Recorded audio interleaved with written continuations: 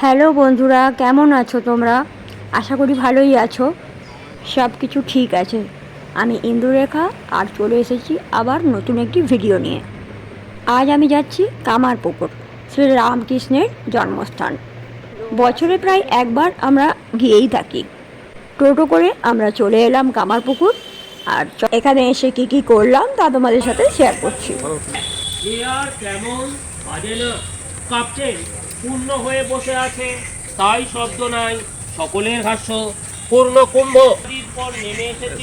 এই পুকুরটি শ্রী শ্রী রামকৃষ্ণ দেবের, আর এরই পাড়ে বসে ভদ্রলোক কিছু পড়ছিলেন। ভালোই লাগছিল শুনে। এখন আমরা চললাম জন্মস্থান দেখতে।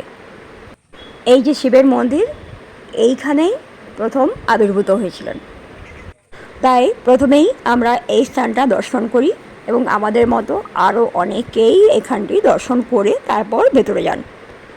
এরপর আমরা মঠের ভেতরে ঢুকবো, তোমাদের দর্শন করিয়ে দিই।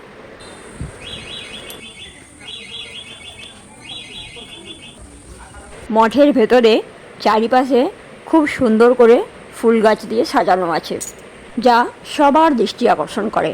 আর শীতকালে তো খুবই সুন্দরভাবে সাজানো থাকে। এরপর আমরা রামকৃষ্ণদেবের ভিটে বাড়ি, পুকুর এসব দর্শন করব।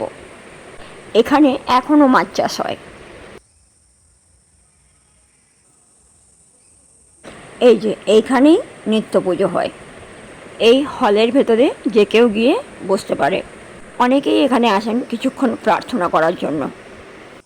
এরপর আমরা দেখব রামকৃষ্ণদেবের নিজের হাতের লাগানো আম গাছ, এবং ছুঁয়েও দেখব।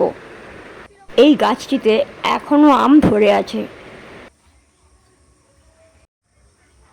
রামকৃষ্ণদেবের ভিটে বাড়িগুলো দেখাতে পারলাম না, কারণ এখানে মোবাইলে ফটো তোলা নিষেধ ছিল।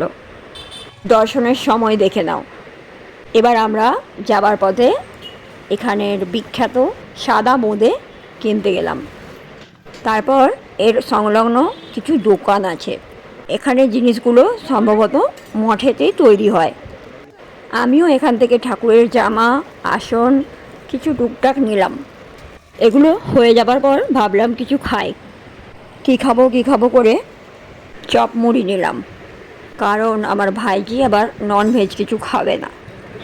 এক কাপ চাও খেয়ে নিলাম, আর এরপর চললাম বাড়ি। তোমাদের ভিডিওটা ভালো লাগলে লাইক করে দিও, চ্যানেলে নতুন হলে সাবস্ক্রাইব করে দিও, আর কিছু ভুল হলে অবশ্যই ক্ষমা করে দিও। আজকের মতো এখানেই রাখলাম, টাটা।